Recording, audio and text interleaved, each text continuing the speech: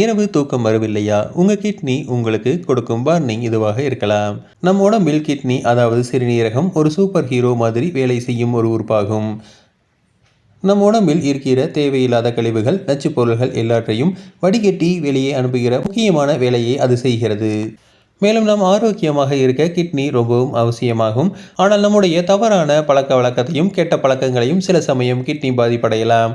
அப்படி சிறுநீரகத்துக்கு ஏதாவது பிரச்சனை ஏற்பட்டால் சில அறிகுறிகள், குறிப்பாக இரவு நேரம் தூக்கத்தை அது கெடுக்கும். அது சில அறிகுறிகளை குறிப்பாக இரவு நேரங்களில் அது காட்டுகிறது.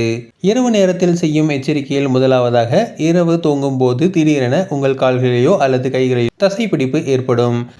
இது சிறுநீரகம் சரியாக வேலை செய்யவில்லை என்பதற்குண்டான ஒரு அறிகுறி.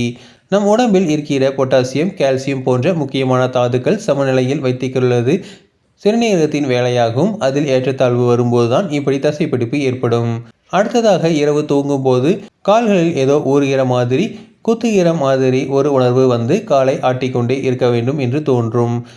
இதற்கு பெயர்தான் ரெஸ்ட்லெஸ் லெக் சிண்ட்ரோம். இதுவும் சிறுநீரக பாதிப்போடு ஒரு அறிகுறியாக இருக்கலாம்.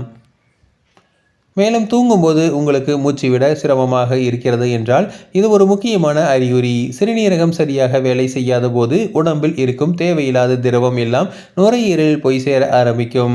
இதனால் தான் படுக்கும்போது மூச்சுத்திணறல் ஏற்படுகிறது. அடுத்ததாக, உடம்பெல்லாம் அரிப்பு.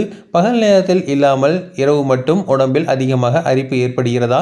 இதுவும் சிறுநீரக பிரச்சனையின் ஆரம்ப அறிகுறிதான். சிறுநீரகத்தால் இரத்தத்தை சரியாக சுத்தப்படுத்த முடியாமல் போனால் இரத்தத்தில் இருக்கும் நச்சுகள் அதிகமாகி அது நம் தோலில் அரிப்பை உண்டாக்கும். அடுத்ததாக, இரவில் வியர்ப்பது.